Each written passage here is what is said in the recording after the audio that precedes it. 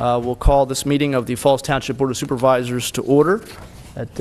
We have two different times on our clocks here, so we'll split the difference and say it's 7:30. We'll begin with the salute to the flag, please. Pledge allegiance to the flag of the United States of America and to the republic for which it stands, one nation, under God, indivisible, with liberty and justice for all. This is the Falls Township Governmental Access Channel. Thank you. 22 and We'll begin 40. with the roll. Mrs. Pullen? Mr. Zupka? Here. Mr. Glasky? Mr. Harvey? Here. Mr. Benz? Here. Mr. Snipes? Here. Okay, thank you very much for coming. We have a pretty simple and straightforward agenda. We have some good things going on, some recognition of some good, some of our more valuable citizens. Our citizens are valuable, of course, but some of them have gone above and beyond. I wanted to actually begin by just acknowledging a guest we have, Mr. Özkan Diner, is from Edirne, Turkey. His daughter, I believe, lives here in Falls Township. Mr. Dinar is actually an elected official in the city of Edirne. We're a little bit smaller than Edirne, of course, and we're a lot younger. Edirne is actually one of the oldest cities on earth and has a very, very long and rich history. But and there's about close to 175,000 people, I believe. But he was visiting his daughter and wanted to sort of see, I guess, a little bit of a comparison maybe of how government works here and compare it to how the government works in his city. But we welcome him here this evening, and I know Mr. Gray had some things that we can pass on to him just to thank him for coming.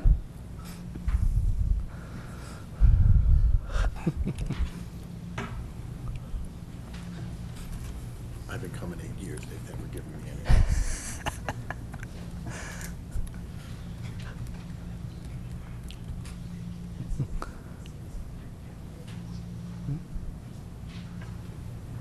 Turkey is a very good and a very long-time ally of the United States. Oh, okay. And they brought us a flag of the city of Edirne, okay, which we have here. It's very, very nice. Thank you very much. We appreciate that. We actually responded. We use a flag of Falls Township that we gave to Mr. Dinar, as well as a shirt, Falls Township shirt, which he can wear. I mean, he'll have to translate it a lot, I guess, if he wears it at home. But as I said, Turkey is, I said, a longtime ally of the United States, a member of NATO, and those who are Korean War veterans will remember that Turkish soldiers fought very, very bravely on the side of freedom, helping to protect South Korea from North Korea during the Korean War. And so, again, we thank you very much for coming. So, all right. We're going to begin with a presentation to a couple of our residents who have become Eagle Scouts. And I think, Mr. Reese, you were going to handle this as our Park and Rec Director.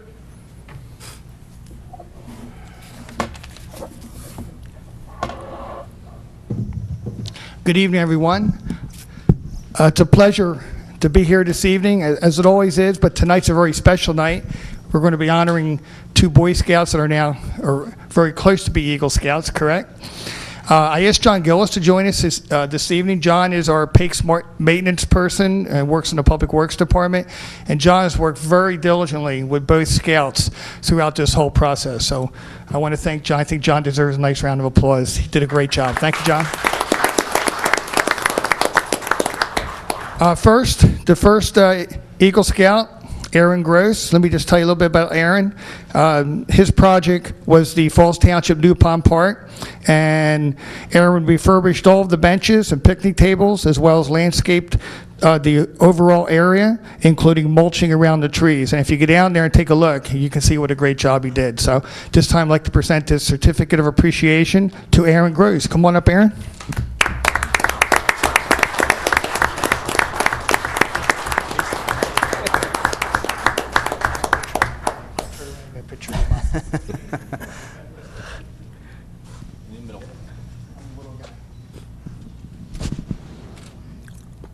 Congratulations. Great job.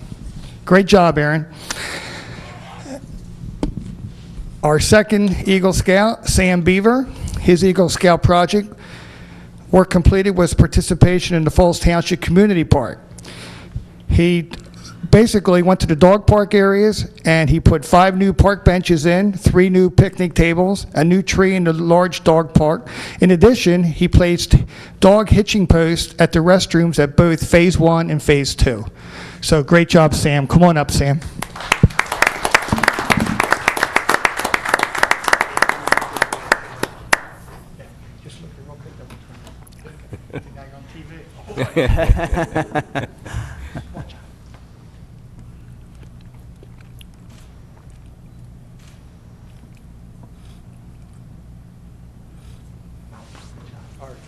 Thank you.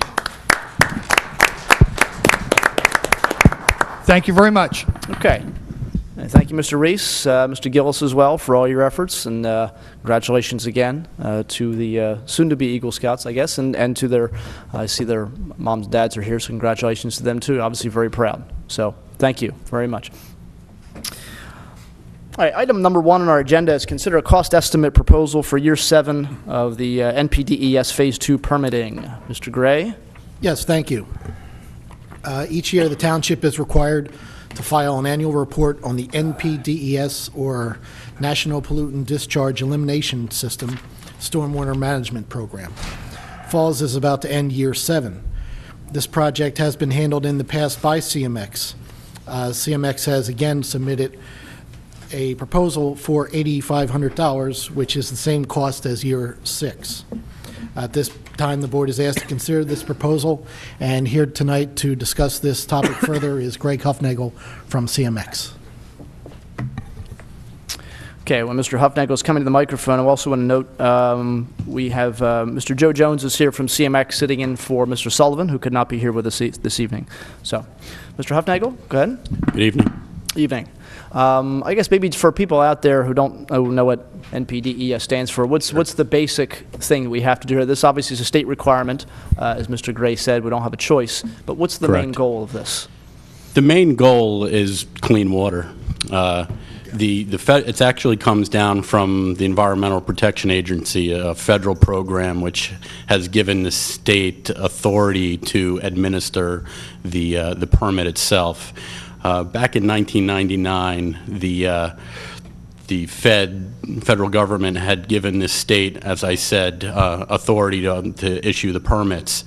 And in 2001, they began creating a program for a protocol of which each municipality within an urban area, of which Falls Township is, to comply with certain components. In 2003, Falls Township was required to submit a notice of intent that they would comply with all the minimum control measures, as they're called, with the notice of intent.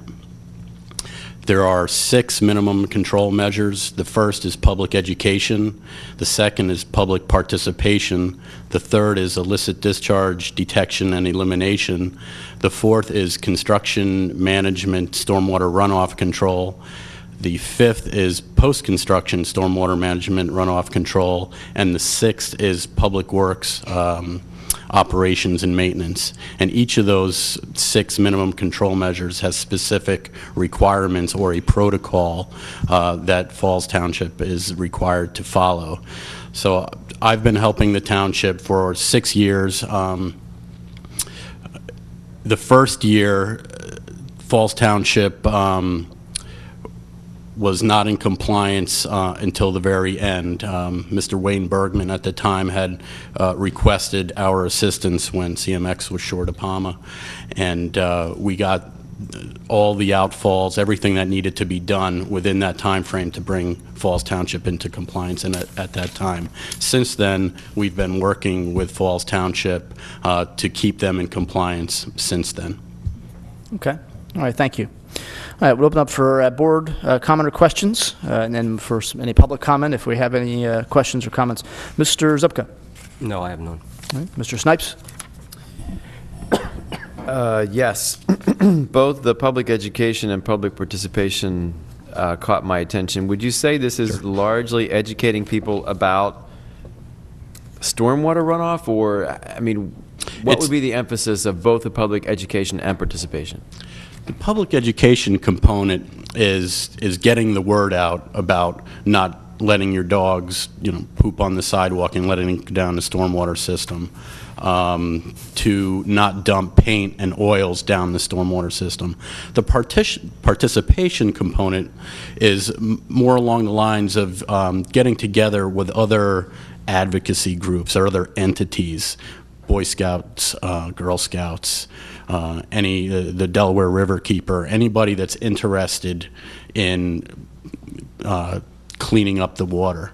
So that's the requirement. So, and of course, the participation goes hand in hand with education. Right. I was thinking for us as board members, I mean, obviously there's some things we have to comply with, and we comply and then we can move on.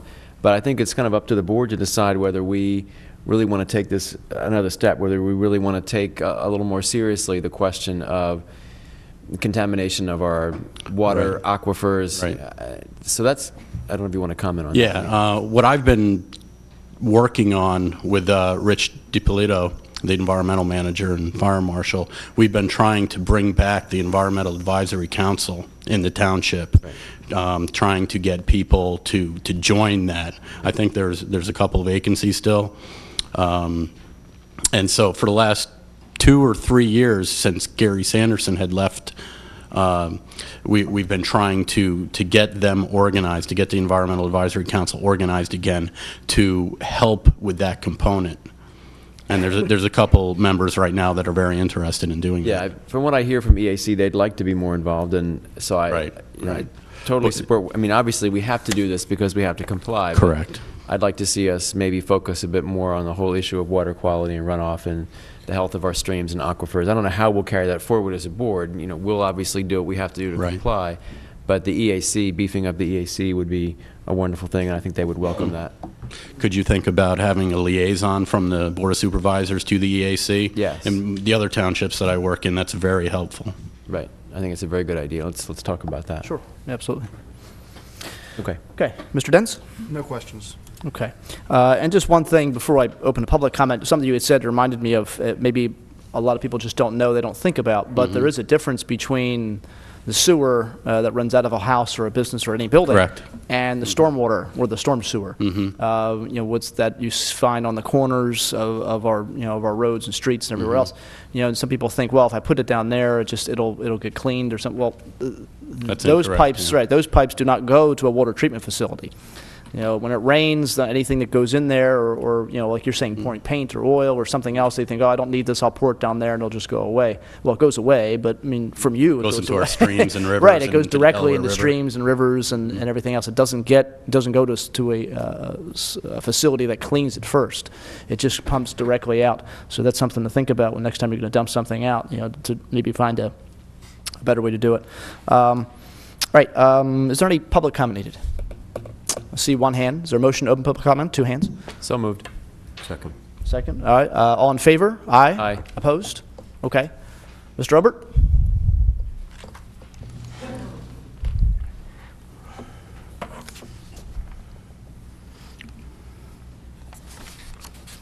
Good evening, gentlemen. Gallus Obert. There's one thing that I think we ought to consider, and you're talking about seepage into our sewer system and so forth, and that's always a problem because of the pipes, etc. There is a thing called Intuit, and Intuit is a plastic sleeve that is put inside of our existing pipes, and it goes from manhole to manhole, and it seals all the outside water from coming in there. And I think that the engineers are fully aware of that. The only bad part of it is they don't make any money if they just put a sleeve in there and stop the water from coming in. They make money if they dig up the street and put in new pipe, and 25 years from now we got the same problem. I think they ought to continue to look at the Intuit program. Like I say, it's a plastic sleeve. You put it in, it's sized, it's filled up with warm water, and it's pressurized, and it goes to the inside wall of the pipe and seals all the stuff away from going into the pipe. You do a little bit at a time. And I think that's something that ought to be considered before they go digging up the streets, or just paying to have all the streets put in cleared away anyway, I think. Okay? Thank you. Thank you. All right. And I want to ask Mr. Huffnagle about that program. And just to clarify, what we're doing tonight is not, preparing to sort of rip up any streets and replace any pipes. I mean, I understand Mr. Roberts' point that you can certainly have things seeping in, from groundwater and pollution, things like that, going into a storm or a stormwater system that way. But this is really just kind of looking at different ways that happens, not just that one, though. There was another hand. Ms. Jones, go ahead.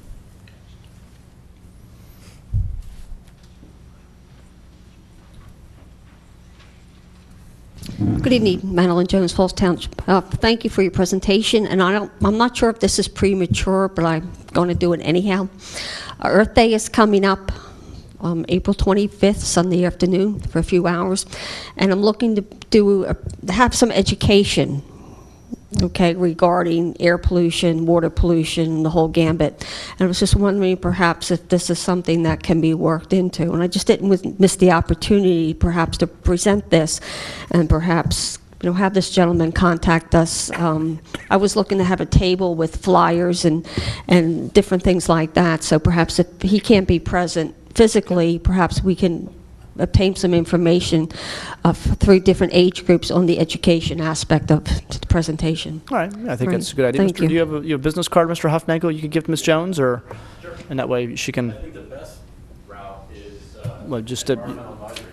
okay, yeah, just saying, he's saying that the best route to go is the EAC, the Environmental Advisory Right. Council, and I agree, but I think it's a good point that you're bringing up. And also, I had left a message, I believe, last night after our park recreation meeting for Bill Reese, if the Environmental Advisory Board could be, contacted regarding our Earth Day. So, Okay. very good. So we'll work it out. Thank All you. right, thank you.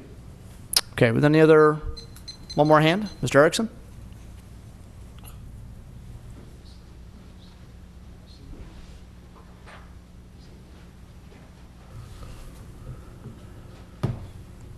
Now, Ray Erickson of Fairless Hills. Now, I had asked the question back in the days of when Mr. Bergman was manager in regard to environmental laboratory work, and he referred me to either the Pennsylvania Department of Environmental Resources or the Environmental Protection Agency. Are there any plans in regard to initiating a particular type of laboratory analysis capability of the EAC, whether it's the related to Falls Township or this particular gentleman, from the standpoint of ascertaining exactly what may or may not be a spillage? Mrs. Veslowski at one particular time had said she was able to locate particular folks who are dumping honey picker trucks in various portions of Falls Township, compared to other folks who might be illegally dumping materials. Is there any way of ascertaining via the township compared to having to refer to either to the Commonwealth of Pennsylvania or the federal government regarding the EPA? Are there any plans to do any type of spot analysis or collection of materials if it's suspected to be illegally dumped, as opposed to seepage from pre-existing sewer lines? Right. I think it might be 2 issues you're hitting on, but the one is just if there's some kind of a spill. The Rich Dippolito is the environmental officer as well. If there's some kind of a spill of chemicals, it would be his job. Mr. Gray. Yeah, Mr. Dippolito, Fire Marshal Dippolito would respond to that, investigate where it came from, the source, and take appropriate action. In terms of doing any kind of experiments on to find out what exactly the spill is, that would be something. Is he able to do that, or is it something he sends out? Probably outsource it to another company. Okay, yeah. And I think what you're also getting into, I asked Mr. Huffnagle. Mr. Huffnagle, is part of this project, the NPDES, is the kind of work Mr. Erickson's talking about, analyzing anything where you see some contaminants. Is that done at all in part of this, or is that sort of another phase that would, I'm sorry, if you don't mind, just use the microphone. Sorry about that. We want to make sure we get you on tape here. The minimum control measure number 3, the illicit discharge detection and elimination, requires the assessment of all outfalls, all municipal outfalls that are owned by the township for dry weather inspection. With the idea is if a stormwater outfall is flowing and it hadn't rained, then there's a good chance that that flow could be a contaminant of some source from a gray water system from a house or some type of industrial discharge. And when we do our inspections, which is required twice a year for the first or the year 2, year 3, year 4, and year 5 was required. And what we did was go out and do field inspections, not actually laboratory. The only laboratory testing that was required was for fecal coliform, and that detects fecal matter within the system. Everything else was done out in the field with field sampling equipment for detergents and coppers and chlorine and things like that. So there was some sampling done, but nothing that would require a laboratory. Okay.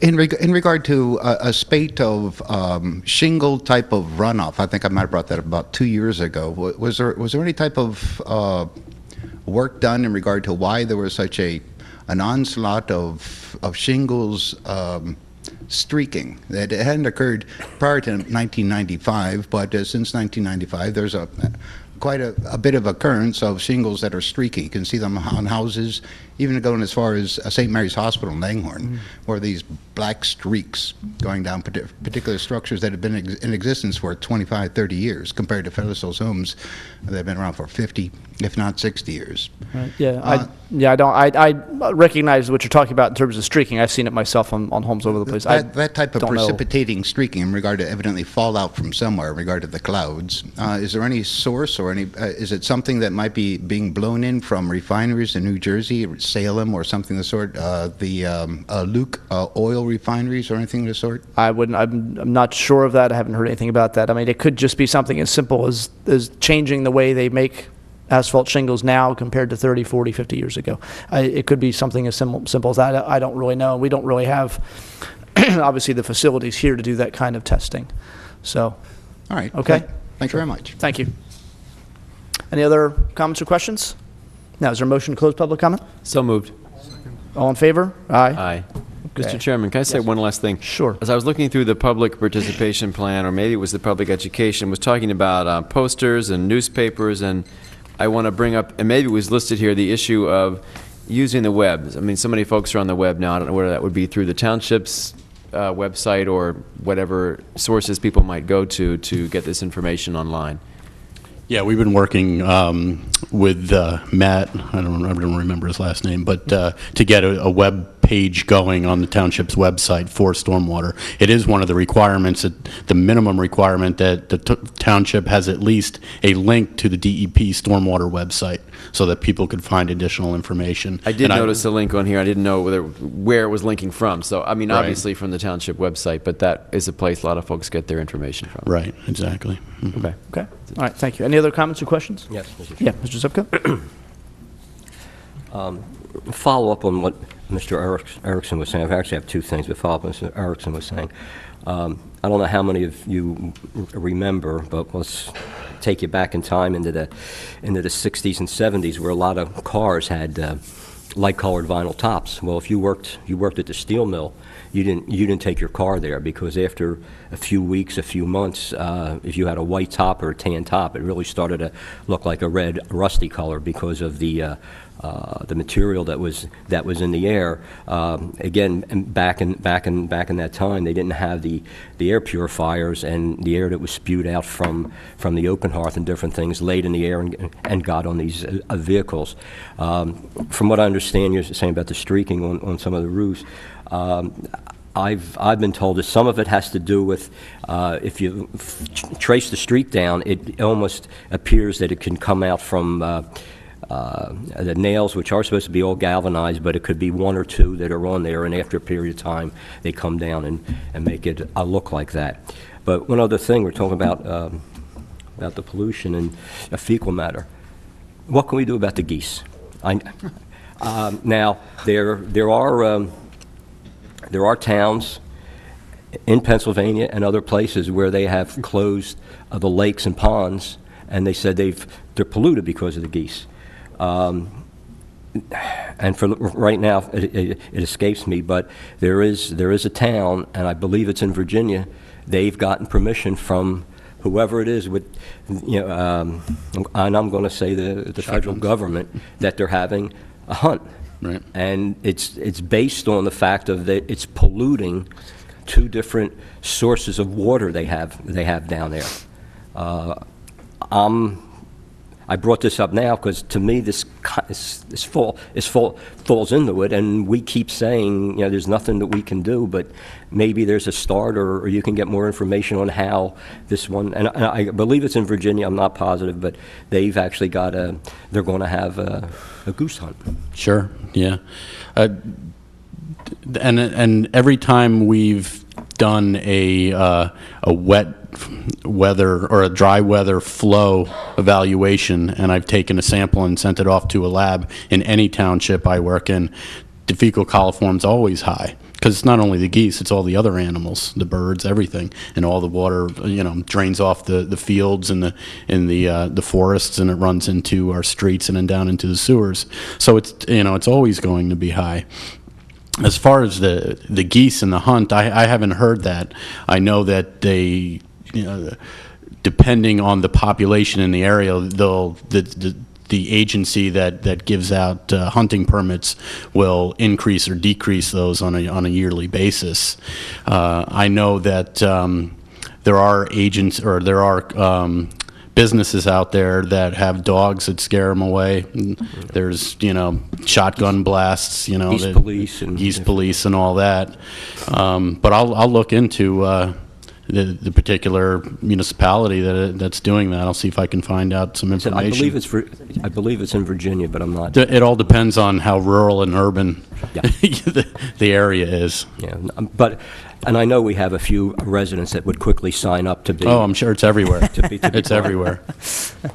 Just to piggyback off that, I was asking Mr. Gray. I know that Mr. Reese, our Park and Rec Director, has been looking at various companies, trying to get bids from them to take care of the goose problem we have at our Township Park. At the first meeting in March, I believe we have a tentative schedule to take a look at that issue. Okay. So just to kind of build into the discussion. So thank you. Sure. Any other comments or questions? All right, then we have a proposal here for $8,500 for the NPDES permitting for this year. Is there a motion? Mr. Chairman, I make a motion that we award the NPDES Phase 2 permitting proposal to CMX Engineers at the cost of $8,500. I'll second it. Okay, motion made and seconded. Mrs. Pullen? Mr. Zupka? Yes. Mr. Harvey? Yes. Mr. Dent? Yes. Mr. Snipes? Yes. Okay, thank you very much. Mr. Hobnagle, thank you very much for your time. Yeah. Okay, next item on our agenda is consider engineering proposals for Biles Island. As residents know, if they've been watching over the past year or so, it's been about, I guess, maybe 10 months or so, we've been looking at this issue. Biles Island is a piece of property currently owned by Waste Management that will come to the township via the 2005 Waste Management Agreement. The township can get that property for $1. It's a very, very large area of property, several hundred acres that can be used. The question, of course, is what can we use it for? What limitations do we have? What kind of obstacles are we going to have when we want to use this? We asked several firms to put in proposals. We had a presentation, I guess it was last April, I think it was, where we had, I think it was 6 or 7 different firms come forward and give us an idea of their capabilities and their experiences, and letting us get a look at what was out there. And late last summer, early fall, we asked those firms to put together cost estimates of doing a master plan for Biles Island. Now, everything we would do with this piece of property in the future springs from this this plan. Obviously, it's not going to lock us into stone to doing one thing, but it's going to give us an idea of what we can do, what we can't do, whether it's environmental concerns, pollution, or restrictions put on us by the state or the federal government because we're obviously near a river, and or just other ideas from various projects these firms have done in other places. To give people an idea, between last April and October, board members have had to look at information. It's about that thick from all the different firms, every firm submitting various proposals, other projects they've done that are similar, cost estimates, their backgrounds, the professionals who work there, and their qualifications and experiences. And so it's something that obviously we want to take our time with and do well. in choosing someone. Certainly, we're not locked into a firm. If we're dissatisfied with their performance, we can always replace them. And so at this point, we've had a lot of public discussion and we've had a lot of presentations from these firms. At this point, we're not really going to go with any presentations anymore. We're looking really to board members to give their comments and thoughts and have some discussion. And obviously, any public comment, if there's any needed, we'll turn to that. And if it's the pleasure of the board, we can retain the services of an engineer tonight and then begin this process, which is not going to be quick. It's something that's going to take a while. It's going to involve a lot of public participation, a lot of planning, a lot of studying, but it's the start. The journey of 1,000 miles begins with a single step, and we've taken a couple steps, and this is the next one we need to take. So we'll turn to, I guess, board members at this point to have any comments or questions that they have regarding what we're going to do, or any thoughts they might want to share. Mr. Zupka? After going over them all, there's one or I'll say actually two, but one in particular that they stand out better with the resume and different areas that they have worked in. But I know a lot of this is going to take time. It almost seems as if we're really starting, I don't know, I'm going to say a year and a half, 2 years ahead of what maybe some of the projected things or what we really even know we're going to have, and what might change in the property or the land that we might get. Is this, I'm questioning the fact of, are we actually starting to do this too soon? Okay. That's all I have right now. I might have other things, but. Okay. Mr. Snipes, comments or questions? Yes, I don't know whether whether our camera can actually focus on our map in that direction. Are we able to do that? The map that's behind the engineer's head right now, looking down at the map of, I don't know if we can do that. I believe Biles Island is probably 600 acres. It's about 600 or 700, somewhere in that area. 600 acres. It's actually a huge piece of property. When we receive it, most of it, or a lot of it anyway, is going to be will be lakes.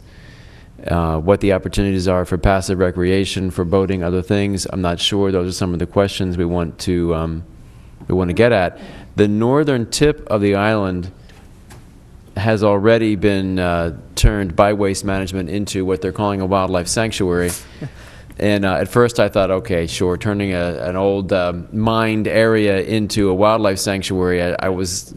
I'm sorry, and not to interrupt you, but obviously the camera's focused on, I don't know how close it is, but Mr. Gray is just going to kind of be a Vanna White here a little bit, and point out some of the areas you're talking about in terms of the whole size of the island. Right. Is very, very large.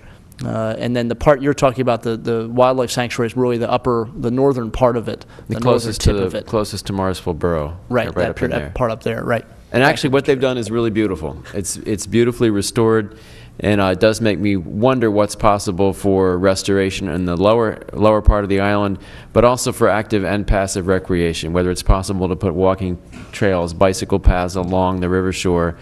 Is it possible to open any of a lake up to the river? That might be environmentally not feasible. But I'd like to see us explore both passive and active recreation on the area. I did get a call from, if you don't mind me saying, Madeline, from Madeline Jones, who said, I see it's on the agenda for the meeting, and please don't decide on anything until we have a lot of public input. And I kind of assured her that public input is really what this first step is all about.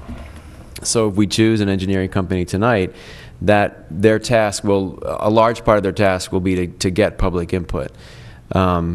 So that's what I'll comment for now. I'm looking forward to that. I think the public has to be involved to see what do we want exactly down near the river on Biles Island. Okay, thank you. And thank you, Mr. Gray, for helping us out with that. Mr. Dents. Yes. Like Mr. Snipes said, we took a tour down there, and it is a very interesting piece of land. And the tip that they have restored and made into these wetlands, they actually told us that we can start using that, I believe. Or we're going to pursue what we can do there. They told us they already do take groups of scouts and students and stuff. We saw there's a beaver dam down there, eagles' nests. And I believe it is open to the river. It's tidal there, and it does come in from the river, that tip. That's all I have. Okay, thank you. Mrs. Kozlowski, we're looking at item number 2 on the agenda. We just started doing some board comment, looking at the... I get the picture, Mr. Harvey, thank you. Mrs. Pullum, please mark me present. 2 minutes after 8, I got out of a sick bed to come here tonight against my doctor's orders, but I am here because I consider this an important meeting. I know every blade of grass down at Biles Island.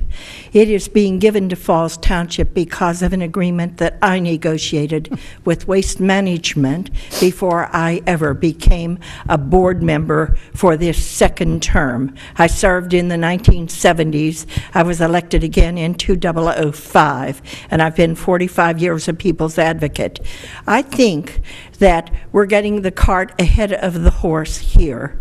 I listened to the proposals. I did like some of the proposals, but we're not going to have that land for a couple of years yet. That third agreement has not kicked in. They're only working on the second agreement that I did, and that was the 2001 agreement, which brings in probably $400 million to this township. I don't know why we are in such a rush to focus on Biles Island when this township could be developed in a much orderly fashion. We could be having studies for a boat ramp down there instead of where we're locating it now. There are things that are being misspent, and I resent it very, very much. So I will have some comments to make whenever public comment time comes, and I thank you. Okay. All right, just want to comment on a couple of the things the board members said first, then we'll open up to public comment. As Mr. Dents has already pointed out, our discussions with Waste Management, sort of informally, they've talked about that northernmost part of the island, which is finished. They're done with that area. Their operations on the island are now more on the southern, let's say, third of it, although they do still have some things in the center part. And they would be willing to open up the northern part of that island to the public, as soon as we were ready to use it and decide what use we wanted to have for that area. And so I don't necessarily think that we are rushing it. As I said, we've had about 9 or 10 months of time to review the documents that have come in to us. We've had I think this will be the third public meeting where it's been discussed. The third meeting, I should say, it's been discussed over the past 9 months or so. And I think that certainly if we talk about developing the township in an orderly fashion, well, the first step in that process is hiring a professional firm that has some experience, or a lot of experience in this area, hopefully, and can help us do that development. As I said, this is not going to be a quick project. We're not going to start making dirt fly tomorrow down there. We need to find out what we can do, and this is a process that is going to take several months, if not a year or more, involving a lot of public comments and a lot of public meetings. And so I disagree respectfully with the opinions of those who think we're rushing it for those reasons. Okay, I imagine there's probably some public comment. Just waiting for just a couple of hands. Okay.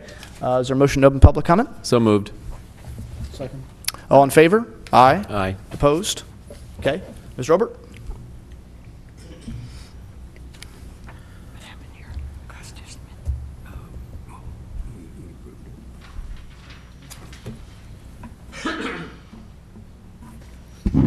Good evening for the second time, ladies and gentlemen.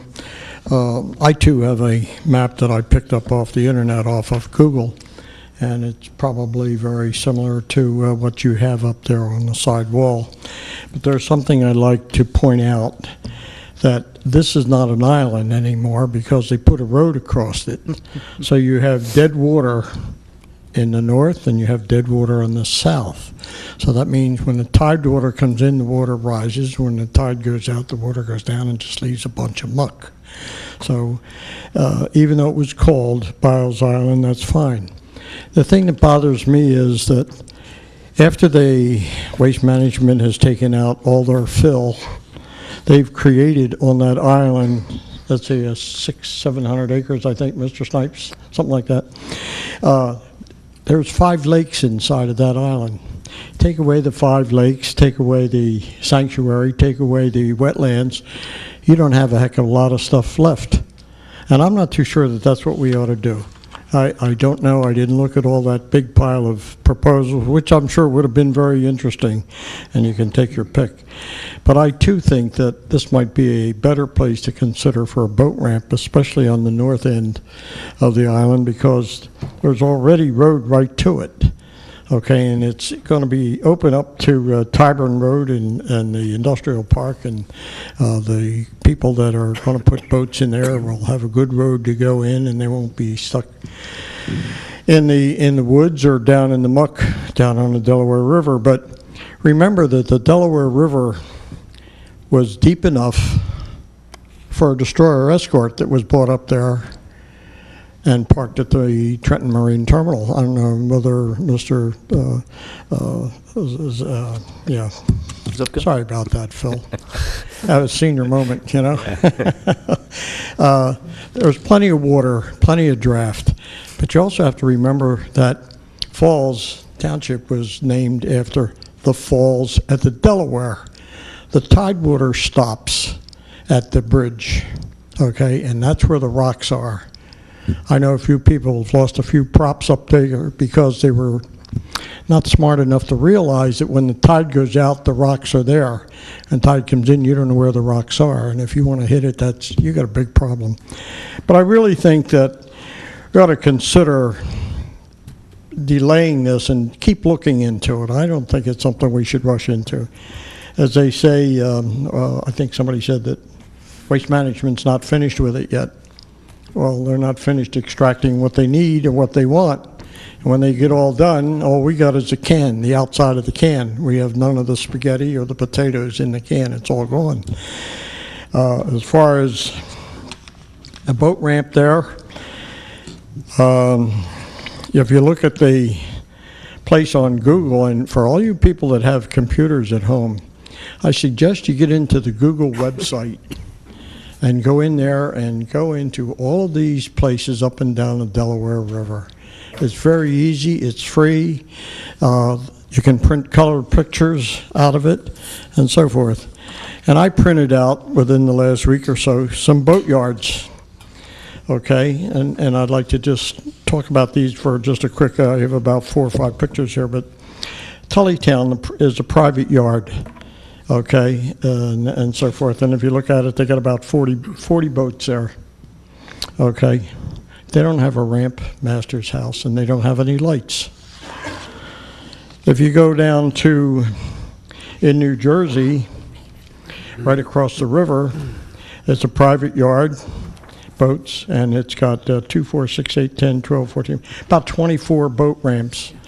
It's got 1 ramp, about 40 feet, and it has no lights. There's another one up the river in New Jersey. It's got 2 ramps of 110 feet. I don't know if it's a private ramp or whether it's a state ramp or a county ramp. It might be, but it has no shack and it has no lights. You go to Florence, New Jersey. They have a beautiful ramp on Florence property. It's right across from Money Island, or Mint Island as it was originally known. And the reason I know that well, because I camped on that island for 45, 50 years. And it has 1 ramp, probably about 51 feet. It has no ramp master shack, and it has no lights. Then there's one in New Jersey on Lamberton Road. I'm not sure whether that's a private yard or not, but it's got 1 50-foot ramp, and it's got no lights. Nobody has any lights for a boat ramp. When it gets that dark, they get off the river and they go home, or they throw the hook and they sleep there. And going a little further down the river, you have Anchor Yacht Club in Bristol, and it has 1 80-foot ramp, no lights. You go across the river at the south end of Burlington Island, it has 2 ramps, 1 40-foot, 1 65-foot, no lights, private yard, and it's got another 100-foot ramp further up the river, just maybe about 200 feet up. No lights, no shack, no nothing. Then you come back over to Croydon in the Chamonix, which is Bucks County, I believe, or maybe it's Philadelphia. It's got 2 ramps, 82-foot and a 50-foot ramp, and no lights. Okay, Mr. Herbert?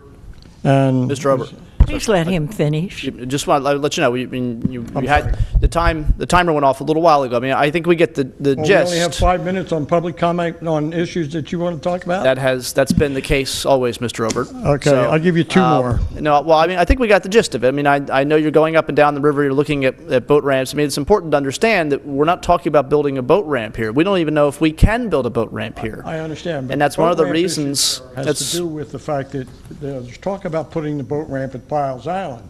There's plenty of boat ramps around. Well, but the issue, when you're bringing up the idea of building a boat ramp there, I mean, we don't even know if we can, and that's one of the reasons why we have to look at an engineering firm to let us know what we can do. He could finish his comments during the time you take to argue with him. Let him finish, Mrs. please. Wisłocki. I'm interested in what he has to say. Mr. Herbert, you want to bring up a couple more examples, and we want to move on, please. I have 2 more. In Croydon on this, I told you about that. It's an 82-foot and 82-foot by 50-foot. Okay, it's 5 to 6 lanes. That's the county ramp or the city ramp. There's a private yard. It's got a 55-foot ramp, no lights. And you got Eckert's Boat Yard has a 50-foot ramp, 12-foot wide, no lights. And there's 2 other private yards. There's plenty of boat yards around here. Okay, I just can't see why we keep spending money for maybe 5 or 6 more people. All right, thank you. To have a place to put their boat. Okay. Thank you. Sorry I take so much time. It's all right. You guys can talk, because you're on the board, you can talk all you want. We're limited to by what you want to give us. All right, thank you. Okay, other public comment. Mrs. Jones?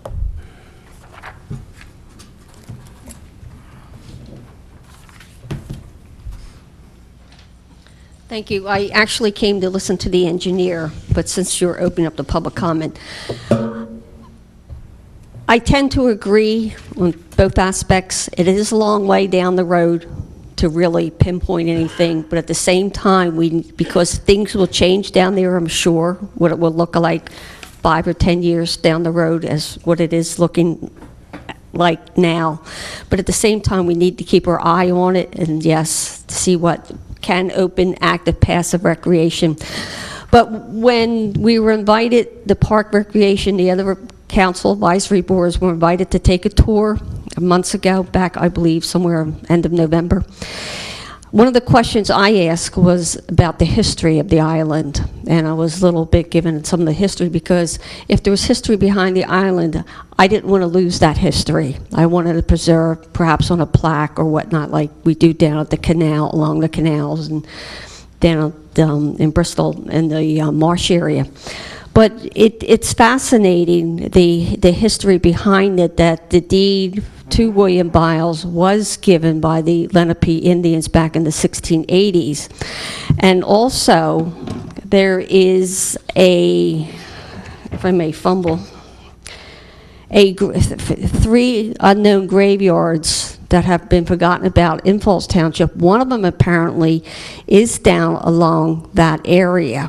Okay, it's probably lost forever, but there again, just to touch on some of the history. And also, William Biles himself, Falls Friends Quaker, and if I remember correctly, that one of the Falls meeting houses was down around Biles Island, and it was one of the first, if not the first, religious organizations in Bucks County.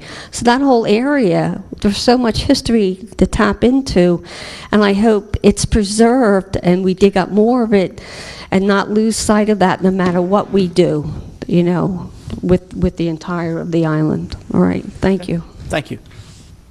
Okay, any other public comment? See no hands. Is there a motion to close? Okay. Well, let's close public comment. Yes, so moved. Second. All in favor? Aye. Opposed? Okay, Mr. Dents. Yes. With Mr. Obert said, the section of Biles Island that they are ready to turn over, they didn't just empty it, mine it, and leave it for nothing. They restored it, and it's a beautiful piece of land. It's not like they just mined it, took their stuff, and left a hole in the ground. They've restored it, and it's a great thing down there. The other thing is that they're ready to turn that over now, and that's something that we can start using soon, hopefully. I mean, that's something to look into, because they are using it now, like I said before, for school groups, for scouting groups. And also, the engineering thing is, we need to find out what we can and can't do down there. I mean, we don't know if we're allowed to even access the river there, because you're right on the river. You're right across from the Trenton Marina. We don't know what you can do, what we can't do, and that's the first step with the engineering firm that we select, if we pick one tonight. Okay. Yeah, and also just to make clear, because some of the comments I'm worried might be leading people down the wrong sort of idea of what we're doing here. We're not approving a plan this evening. We're not approving, this is the plan of what's going to happen to Biles Island. We haven't even started planning, and that's really what we have to do. We're looking for a professional firm that can help us figure out a plan to do. It might take 2 years, 5 years just to develop a plan. And it's also important to know that one of the reasons for us deciding to do this at this point, not just Mr. Dentz's comments a couple times now about the fact that we can begin using part of this island pretty quickly, is that Waste Management themselves approached myself, I think, and at least one of the board members, and said, we're going to, at some point, we're going to be done with this. If you can figure out what you want to do with this island, we can work with you to try and leave it in the best shape possible. One of the things they'd mentioned was the community park. That when that community park was turned into a park by the township, there was a lot of remediation, a lot of work that had to be done to make it up to the standard of a park. Topsoil and all kinds of other work that had to be done. And Waste Management had said to me, if there are certain things we could have done when we left that site that could have helped make it easier for you, would have saved the township money, and we wouldn't have had to do as much work. Now, they're not guaranteeing that they can work around everything we want to do, but they can at least, they're offering to do that with us. That's a partnership I think that we should take advantage of. A lot of, you don't have that with every business necessarily that works in a municipality, where they want to work with you and say, look, we're going to leave this to you. Let us know, let's work together and leave it in a way that's beneficial to you, so that you can do it the most efficient way. But we have to hire somebody who can help us do that, and that's what we're working at tonight. These engineers will work at the pace that we set for them. If we want to hold off on certain things, we'll have them hold off on certain things. If we want to move faster at a certain time, we'll move faster. But they're going to be answerable to us, and that's what we're doing tonight, is looking to a firm that will work with us and help us figure out where we go from here with this piece of property. All right, we've had some public comment and board comment. And like I said, we've had the information here from the engineers for about more than half a year, about 8 months or so, if not a little more. So at this point, could I ask one last thing? Sure, yeah. I feel like I understand the arguments in favor of moving forward, and I agree with them.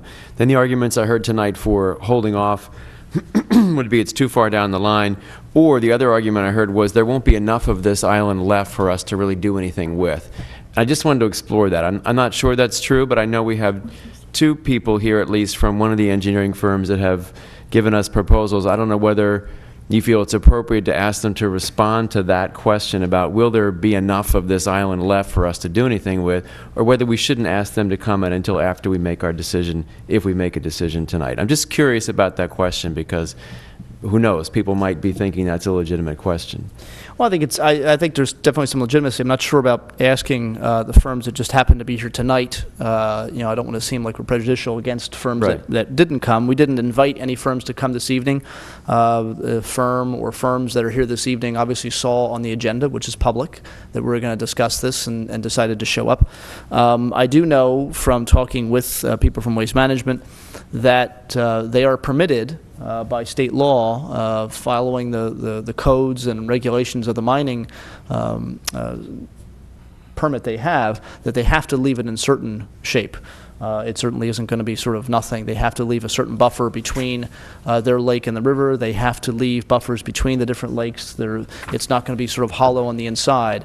There is also an area, as we're looking at it up there on that map, toward, I guess, the southwest side of that island, that is wetlands that cannot be touched. It's also, I think, I believe it was an area that, a mitigation area that they had made a deal with PennDOT to allow them to disturb certain areas. In one area of the county, they left another area, intact.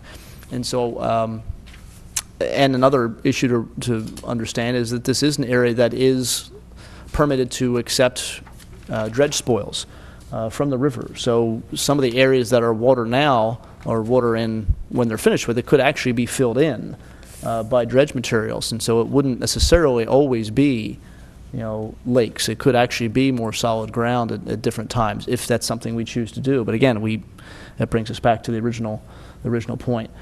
Well, that's fine. That's enough of an answer. And one last thing I would say is that I thought you made an excellent point that Waste Management has asked us, are there things we want to work with you now to leave it in a condition that would be more useful to you? So that's, I think, the best argument against the kind of idea that we ought to wait. If we tell them nothing, they'll just do whatever they want, and it may come out to us worse than what we'd hoped for. So I think we need to move forward, and I'd be happy to see us do that tonight. Okay. Would you be willing to make a motion at this point?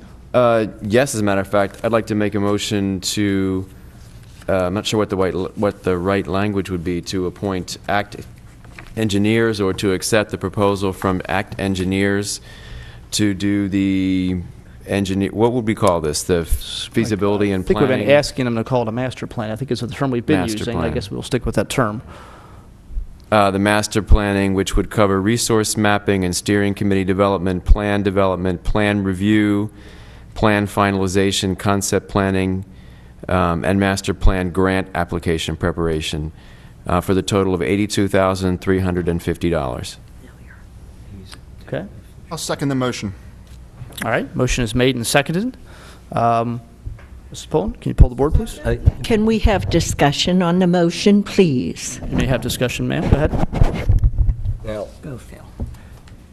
Anything we're doing tonight, there's no cost involved at this point. We're just appointing there's. Well, as I said, I think I didn't hear a dollar figure. Anything else we're going to do from this point on, we will know what the cost is, or approve how much it's going to be. Well, I think that Mr.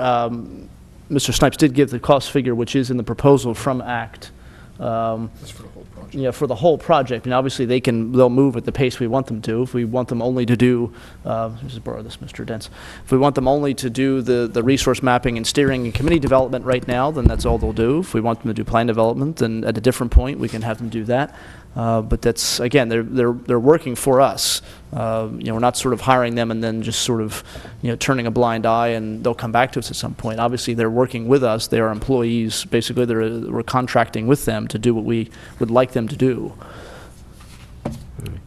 I'll just make the comment, while they are a firm that I would consider, I just frankly, right now, my priority is the Challenger field, and to get that up so these children have a place to play this season. I'm not at all opposed to it, but I do not want to commit anything at all to spend any money on the Biles Island project at this point. Okay. Mr. Jones, I'm sorry to put you on the spot here. In terms of the Challenger field, do you know where we are with that in terms of getting bid documents ready and going out? I do not. I'm sorry. Okay. All right. Mr. Vsosky? How many people who made the proposal for Biles Island are present here tonight? Are there any firms here this evening? I see No, one the hand. people who made the proposal, Yeah. the companies that wish to bid. I believe the person from ACT is here this evening, right? Yes, Ms. Spesky, I remember you very well. You, sir. Okay, there are two. Anyone else? Yeah, Mr. Huffnagel represents CMX. Were any of the people who made the proposal notified that this would be considered tonight? We, as I said before, we made no specific invitation to them. It was published on the agenda publicly. Obviously CMX was going to be here anyway, and there are engineers, so they knew about it, and ACT engineers obviously knew that it was going to be on the agenda because they saw it, I guess, on a website or somewhere. Well, CMX is here at every meeting, so that doesn't count. That's what I said, yeah. And I believe that we have an obligation to notify those individuals who took a great deal of this board's time making their proposals. And while I'm not in favor of having them replicate the same proposal, I would like to see them present one more time when this board starts this contract. And I would like to have a dollar figure on it for the initial stage. I think that's reasonable, and it's something I know the taxpayers are going to ask me tomorrow. Well, all the information we have, Mrs. Kozlowski, that I held up before, all the information we have has dollar figures in it from each of the firms, and this was information all 5 of us received. And obviously, this item was on the agenda, and you know, obviously, It was on the agenda for us, Mr. Harvey. Yes. But the companies who are affected by this have not been notified, and I think that's a basic common courtesy to let them know that we're being considering such an important step that will affect our township. And incidentally, I don't remember your name.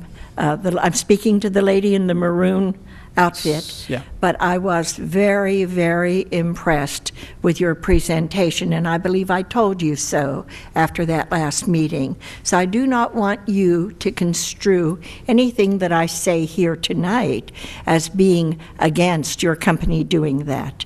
I thought you had a wonderful plan. I just believe in justice in the truest sense and notification. And, you know, we don't have that. And this is a giant step here. I personally care about Biles Island because it got in the mix while I was negotiating that contract with Waste Management. So I do believe that a motion to table is in order. Okay, there's a motion to table. I'll second it. Motion to table is made and seconded. There's no debate on motion to table. So we're voting now on whether or not to table the Biles Island engineering proposals. Mrs. Pullen?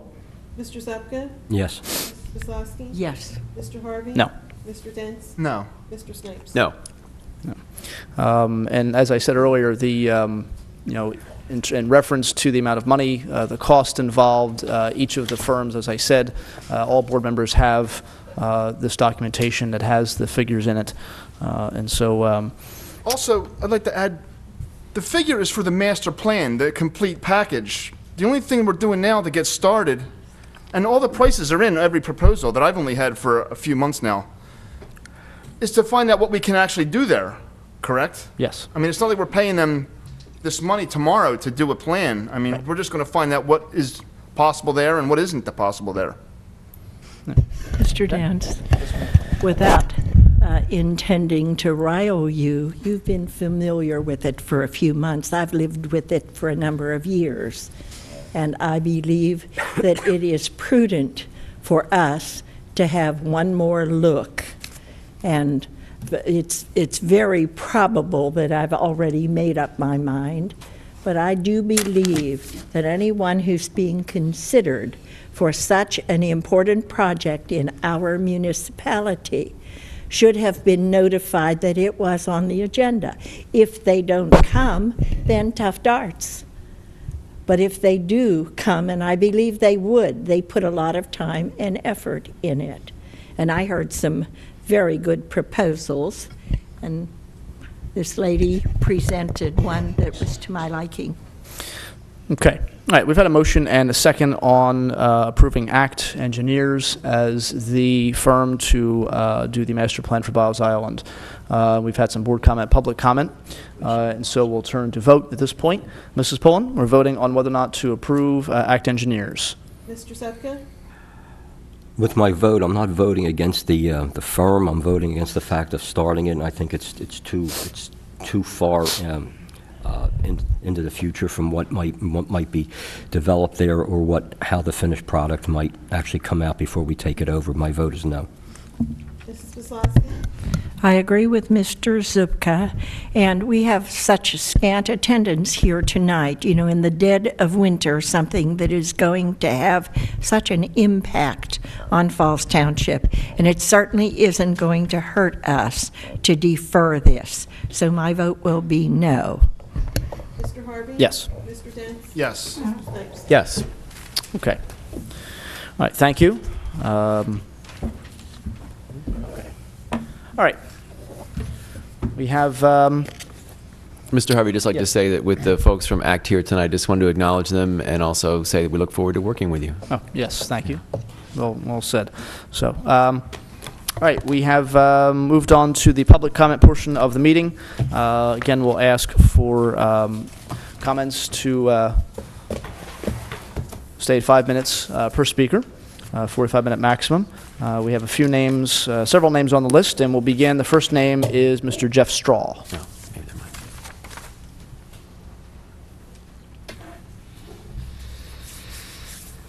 Good evening. Jeff Straw, Falls Township. Didn't think I was going to speak about this, but in reference to Mr. Obert, on the overlook of the river and ramps, I am a boat owner, and I also belong to Bristol Yacht Club. I knew that. But I would love nothing more than to have a ramp here in Falls Township. Numerous ramps that he referred to are private clubs. Right. $500–600 a year, plus 20 work hours, working a social, things like those. A lot of people can't afford that. Right. Okay? I was hoping Mr. Sullivan would be here. I asked him this last year at Route 13 at Penn Valley Road. I believe it's better materials or superior materials, depends upon what trucks are going in and out. It appears to me to be a land reclamation project. Okay.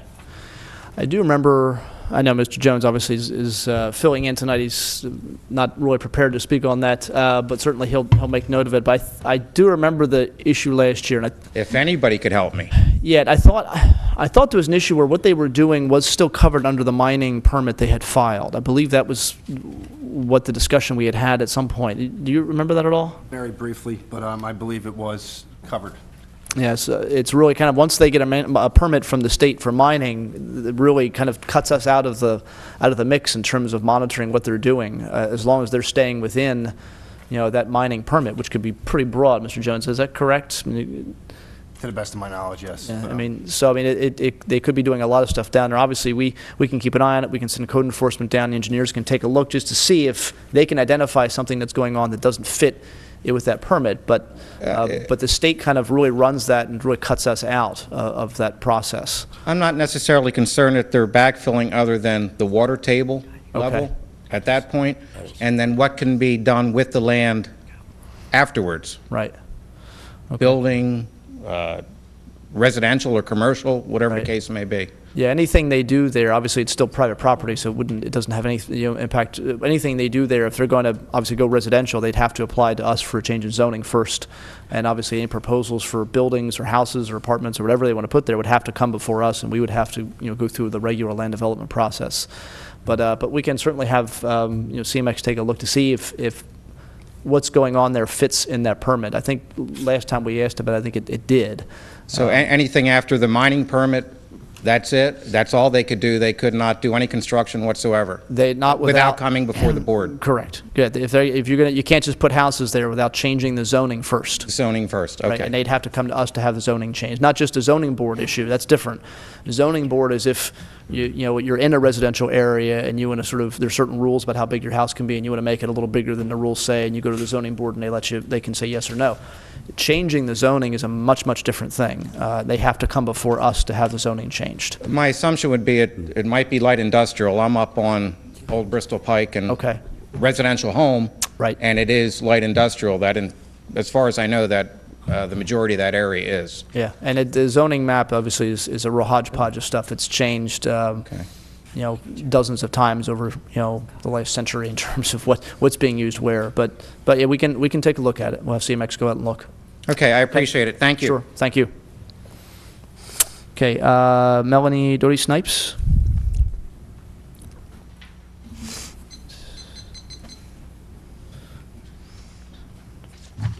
Melanie Doty Snipes, Falls Township.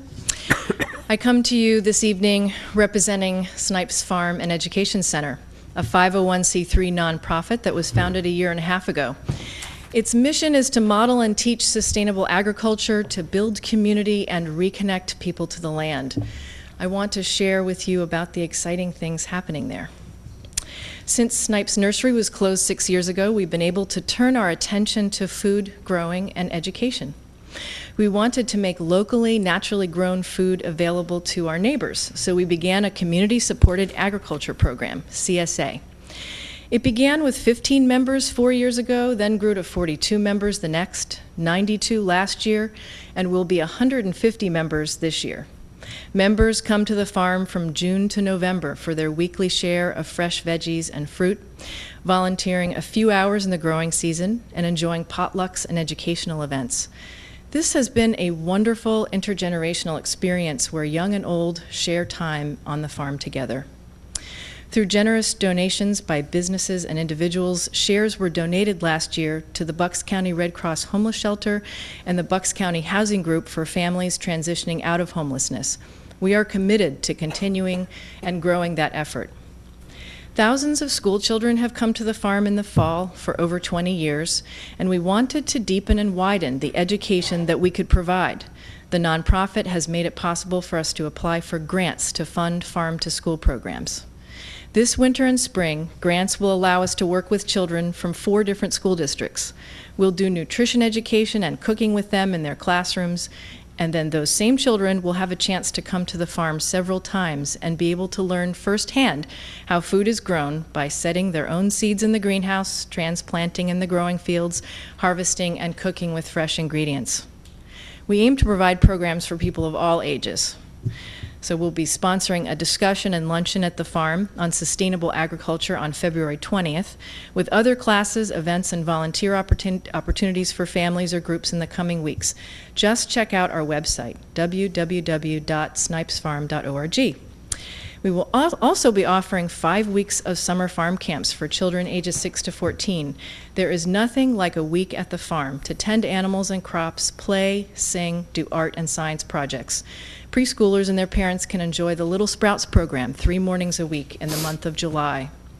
There are always plenty of ways helping hands are needed, and there is always a perfect project for you and your families to help as volunteers. Scout, church, and school groups have come to glean apples and other crops, which are then donated to the organization Farmers Against Hunger. They have also helped harvest corn to feed animals in the winter, helped to build a nature trail, and to tend crops. If you would like to make a reservation for a class, if you are interested in making a donation towards vegetable shares for people in need, or to go towards a camper scholarship, if you would like information about community-supported agriculture, summer camps, or volunteering, you can contact me, Melanie Doty Snipes, at 215-295-1139, extension 105, or you can email me at melanie@farmschool@snipes.org. We are proud to be your community farm, and we look forward to seeing you. Thanks. Okay, thank you. Okay, Guido Mariani. You should go.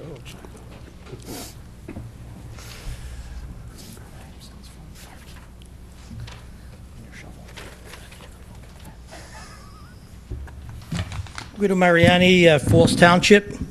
This board's heard me speak about the energy sources that we have in abundance and their ability to enable our country to return to what I call gainful employment and at decent wages. Now, there are 4 of them: clean coal, natural gas, oil, and nuclear power. Now, this past week, you've heard our president agree with that and also say that we're going to have to increase the production of these cleaner, when they are cleaner, and secure sources, because they are secure, to help us lead our country out of this recession.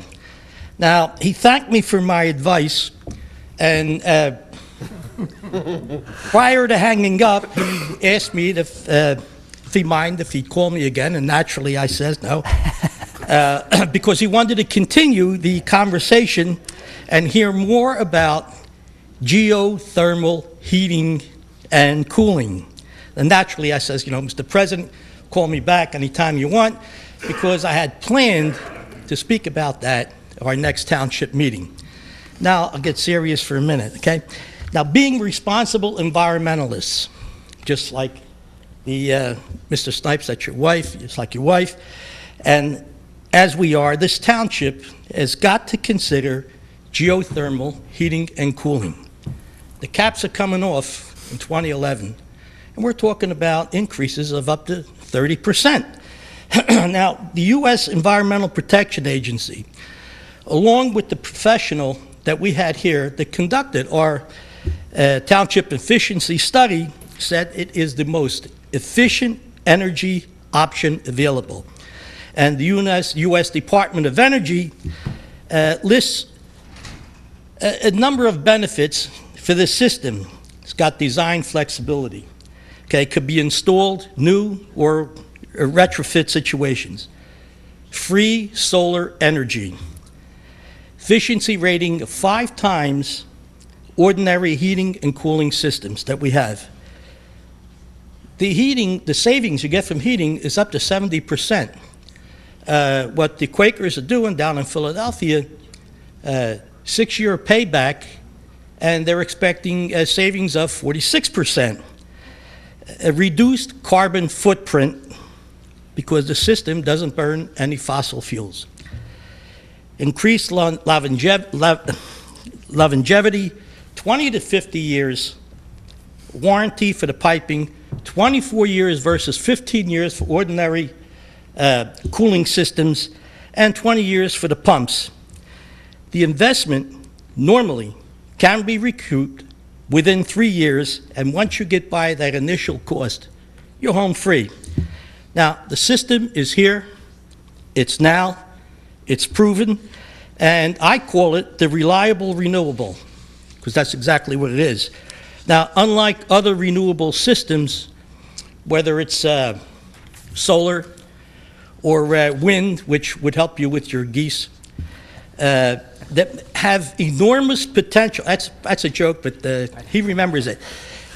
These systems have enormous potential. They really do, and I'm very anxious to see them come along.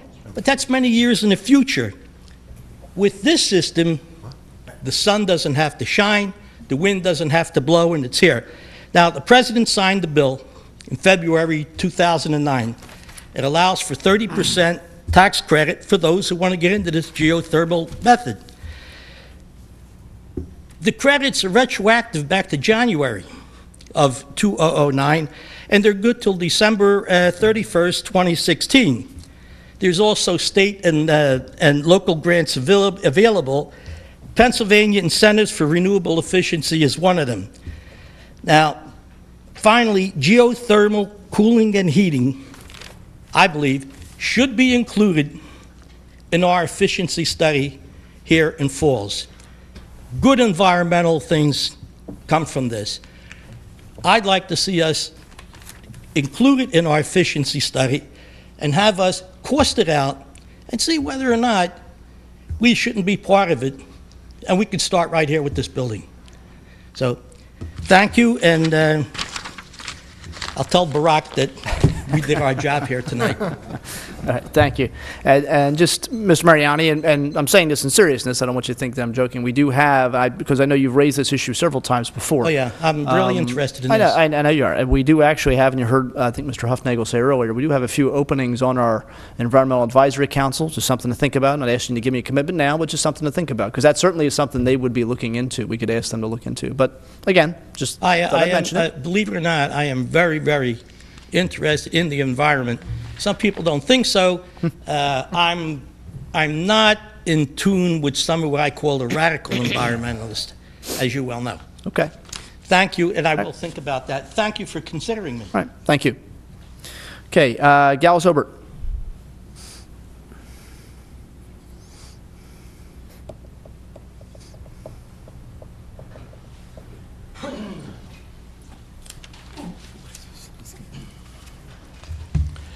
Good evening for the third time, ladies and gentlemen. Gallus Obert. Probably get into a tithy on this subject, but and it has to do with Falls Township, not necessarily Falls Township per se, but the people that live in Falls Township. And it has to do with the school board. The last meeting I asked that everybody try and consider to come to a school board meeting, okay, which was the 21st of January. And I attended the school board meeting, and guess what? 3 people from Falls Township, Tullytown, Lower Makefield, Yardley, maybe 4, and 110 teachers showed up because they want to make sure that they're going to get a raise in pay. Things are bad, ladies and gentlemen. Things are going to get worse when the pension bomb starts to fall in 2011, 12, and 13. You're going to see your taxes go through the roof. If you've been following the articles in the newspaper, and I don't know whether you have or not, but let me just give you one little statistics to show you that things are starting to hit home closely. When the market goes down and houses prices go down, the real estate has annual appeals, okay, where people go up to Bucks County and they ask for a reduction in their taxes because the value of their house has gone down. So I got just 3 things to read here. For 2008 and 2009, Falls Township had 15 appeals. Lower Makefield had 14. Tullytown had 1. Remember, Tullytown gives them people back $5,000 a year, okay, from the dump. And Yardley had 3. In 2009 and 10, Falls Township had 16 appeals. Lower Makefield, 71, almost 5 times as many as the year before. Tullytown had 0. Yardley had 2. In 2010-11, for this year coming up, Falls Township had 64. That's 5 times more, or 4 times more than they had the year before. Lower Makefield, 257. That's 4 times as many. 7, 14, 21, now 3.5 times. Tullytown had 0. Yardley had 4. Ladies and gentlemen, that means that there's less money going into your school district than last year. And the school district is doing their best on the 2.9 cap. If you come to the meetings and listen and watch them. I said on the advisory committee for the budget a year and a half ago, we tweaked it until there's nothing left to tweak. Now they're into the meat and potatoes, which is salaries and benefits. And every issue is now negotiable. The contract will be done, and every issue, salaries and benefits, are going to be negotiable. And if you people don't get out and start talking to your school board directors, shame on you. I really mean that, shame on you, because it's going to hit, and it's going to hit hard. Thank you very much. Okay, thank you. All right, Madeline Jones.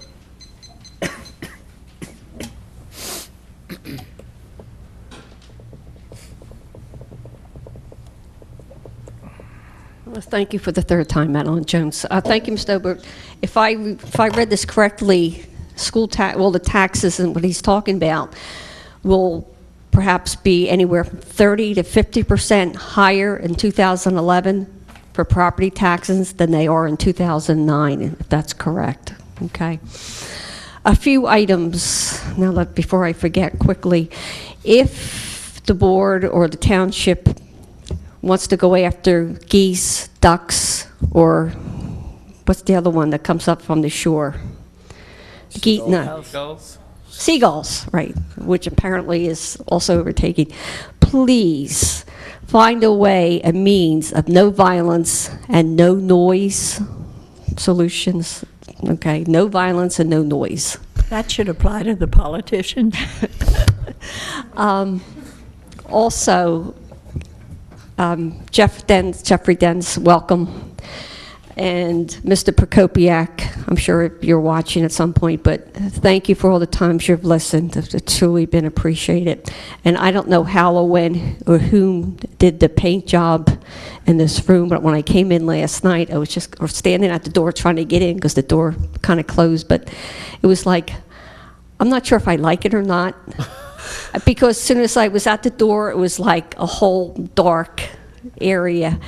But I guess tonight it's kind of a little bit more comfortable. Blue and the brown color I've always enjoyed, but I guess it's a difference. And I was trying to figure out last night, joking on the way out, well, are we going to change the Falls Township logo colors to fit in, you know, how that's going to look. But anyway, it looks fresh and clean, and perhaps at some point we figure out a nice display area for historic Fallsington and historic Falls Township, and you know, all the rest that we hope to get up there. I had a few other things, but what I like to do, I'm going to be forward, if I may, and may get some feedback, negative or positive. I'm not looking for anything right now, or both, but being on the Parks and Recreation Board for almost 9 years, going on 10 years, over the course of time, once in a while we do get into discussion and it's been probably the past year or two, of a community center. Because when the senior center was being discussed, you know, we kind of got at that point again.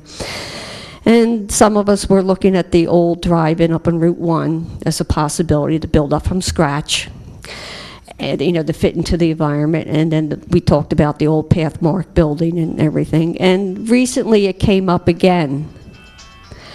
And now with some of our local schools that are closing, okay, we have 2 in Falls Township, that just a consideration perhaps to look into, you know, rentals, fees, whatever, and what would be available, length of time, and just something perhaps before somebody else, because I'm sure once the schools start really, even perhaps before closing, there could be other organizations or whoever out there looking at this, and we could perhaps lose a chance. So just something for consideration. Okay? All right. Thank you again all for listening. Okay.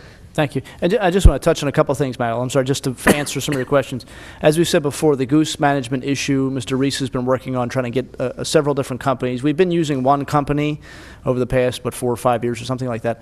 And the sort of feedback we get a little bit sort of mixed in terms of success. And so we wanted to sort of throw the net out a little wider and see if we could get some other companies involved. And so the first meeting in March, as I said earlier, when Mr. Zupka raised it, the first meeting in March, we're going to take a look at that issue. So, and certainly they are going to give us sort of a range of options from, you know, the more noisy things to the more sort of, the passive things that you know, egg addling and stuff like that. But if it's a noisy thing, I will, yep. I will apply for I don't know what you call it, permit or whatever, to go down with a sign and protest.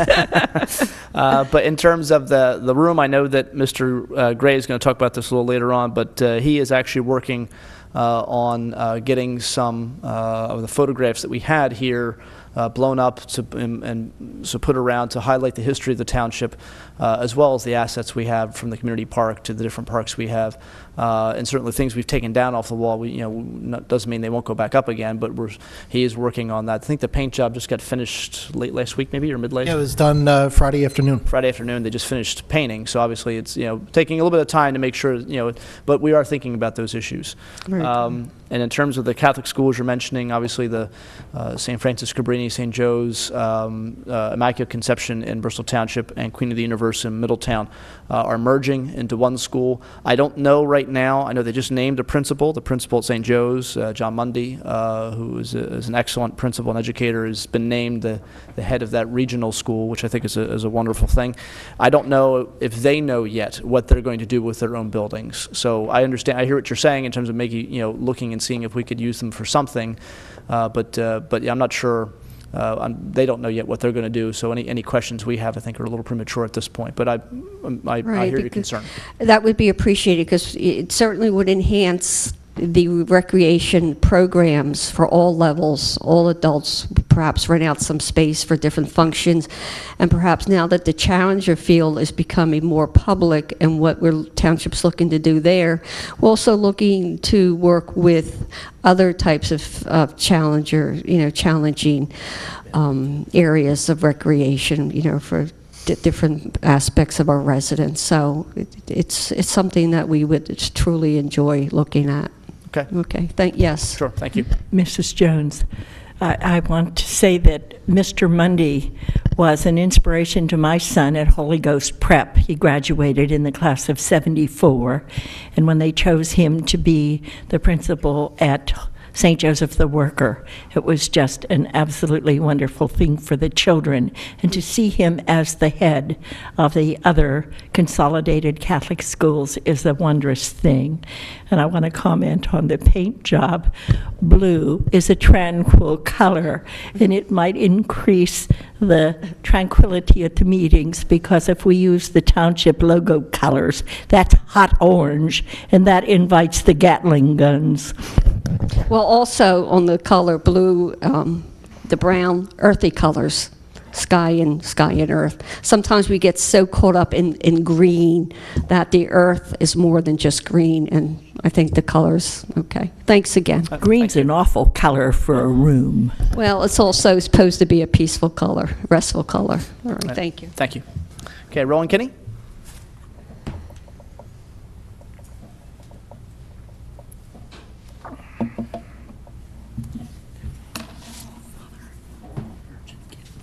Roland County Falls Township.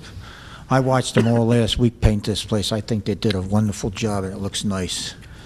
And next, I was asked by a few people, why didn't I speak last two meetings? First meeting was about Mr. Harvey, Mr. Dents, Kim Scarpiello, and the young man sat in front of me. I don't know their name. It was their night.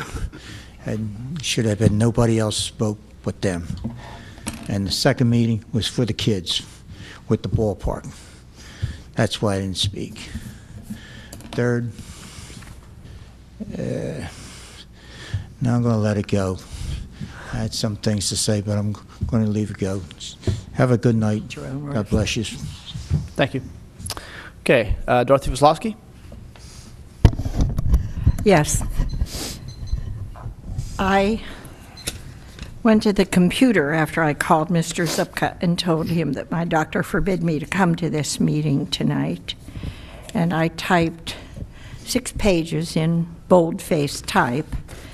And I have since considered those pages, and I'm going to take them to higher authorities about how these meetings are being run. And if I read all of the things that I typed, it would begin a controversy, and I'm in the mood for it now, but I want to say some things that are not controversial, and I'll leave the other things to the investigators. The minutes are not accurate, and we had our solicitor make some rulings that made no sense. He commented on the parliamentary procedure of a meeting that he missed. And he said that a motion to table could not be voted upon, now a valid motion to table and second, could not be voted upon until you voted upon the issue that the motion to table was all about. Now, I had incredible response from the public who do understand Robert's rules and parliamentary procedure, and so we'll look at that and get an official ruling on that. I do know that it has been done at least twice where we had that incredible ruling. A motion to table is supposed to end all discussion until that motion is disposed of. And as it happened tonight, we had 3 board members who are the majority who didn't agree with the motion to table, and so then we jumped to the issue at hand. That was done right tonight for the first time. Now, I promised the people that I would address that issue. Now, And the solicitor stated that the minutes are the only legal record of the meetings, and I agree. And I can't vote to approve the minutes since they're inaccurate. They are indeed the legal account of the meeting, and if they're inaccurate, it's impossible then to vote to approve them. So we'll get that clarified as well. One of the things I wanted to talk about tonight during my public comment was that Mr. Matthias, who came here once, I didn't know him from a cake of soap, and he made a plea for us to do something about the Challenger field because it was in such bad shape that the children could not play on that field. And he made such a heartfelt plea to this board, and I talked with him, and I found out that that issue had been out there for a couple of years with the Continental Little League begging for help from the board. And ironically, just a few days later, I got a call from Senator Chuck McElhenney, who said to me, Dorothy, I'm going to be getting some money when the budget is passed. It's going to take all year to get the Pennsylvania budget passed. But I am going to give you a check for $40,000 that you can spend on any charity or charities, plural, in Falls Township. And immediately I thought of Mr. Matthias and his plea for the Continental Little League, and I said I know exactly where I would like the money to go. And so if you're sure we're going to get the money, I'm going to pick up that ball and carry it. And I did. Then I found out that our chairman, Mr. Harvey, called Senator McElhenney, and he wanted McElhenney to give the check to him. And this irritated Mr. McElhenney. That's not accurate, Mrs. Well, Wazowski. it is accurate. He talked to me and told me what you it's did. not accurate. So, you know, it's all right, and you don't need to interrupt me, please. You're ignorant. If you're telling something that's not true, I'm going to interrupt you. But go ahead. Whenever Mr. McElhenney called me, he said, I want to give that check to you, and I will send a letter to all the board members. I'll tone it down and not use the words that I've used to you on the telephone. So anyhow, I've documented all of that, and I'll take that up again. But we managed to get the $40,000 commitment from McElhenney, and then we had a pledge from the state representative, and at our latest meeting, we voted, this board voted, to pick up the balance of the cost, which would be around $200,000 less the contributions. And so that field is going to be fixed. And I am so grateful to the individual who came here and said, we need to have our field done. He wasn't present at the last meeting, and I don't know why, but he kind of got lost, and it's because of him, Mr. Matthias, that that field is getting fixed, and there's no question about that. He started the ball rolling, and we knocked things off of dead center. I wanted to make sure that I cleared that up. Then, okay, Ms. Wazowski, we've had I'm a board had member. your 5 minutes, and you'll I'm a have board member. and you'll have board comment. You don't have the right to those are gavel me. all- I found that out Ms. already. Wazowski, And you if used you're to make me speaking- go down there and talk as though I were not an elected member of this board. I'm going to let you do it because that'll just be another straw on your haystack. I will relinquish the microphone to you so you can lobby in politics. Thank you. Okay, any other, we have no other names on the list, or any other people that wish to speak? I see no other hands. Okay, and we have no names on the non-resident sign-in sheet. All right. So I'll move on to item number 4 on our agenda, which are the minutes. Board members have the minutes in front of them. They've had them since Friday. They've had plenty of time to look them over and highlight any areas they'd like to see changed, additions they'd like to see made, and this is their opportunity to make those concerns public so that the minutes can reflect what they believe they should reflect. This is the way it has worked forever here in this township. So comments or questions on the minutes which are dated January 19th, 2010. Mr. Zupka. No, I have none. Mrs. Kozlowski. The minutes are wrong again, and my vote will be definitely no. And I have looked at what was said at the meeting, done a transcript of the verbatim words spoken, and compared them with the minutes, as I've done with other meetings. All right, well then, if you have concerns, this is your opportunity to make them known and make When I have suggestions. corrected them, Mr. Harvey, the 3 board members who comprise the majority have voted me down, even though I knew it was absolutely accurate. I've documented that too, and I don't care to waste my time tonight. I'm not in the mood for dealing with you. Okay, that's fine. Mr. Snipes, comments or questions? No comments. Excellent minutes once again, Mrs. Pullen. Thank you. Mr. Dents? No comments. All right, I just have one correction on page 2. The 12th line up from the bottom. The line that starts and allowing people to say they don't like, everyone sees that.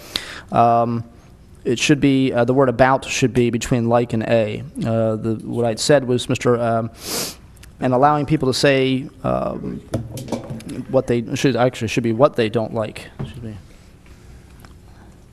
what they don't like about a person. Does that make sense? Okay. All right. And that was the only change I had, just that one. Otherwise, excellent minutes as usual. So, okay. Is there a motion to accept the minutes either as is or amended? Yes, I'll make a motion to accept the minutes as amended by you, Mr. Chairman, the minutes of our meeting, Board of Supervisors, Falls Township, January 19th, 2010. I'll second the motion. Okay. Motion made and seconded. All in favor? Aye. Opposed? No. No. Okay. All right.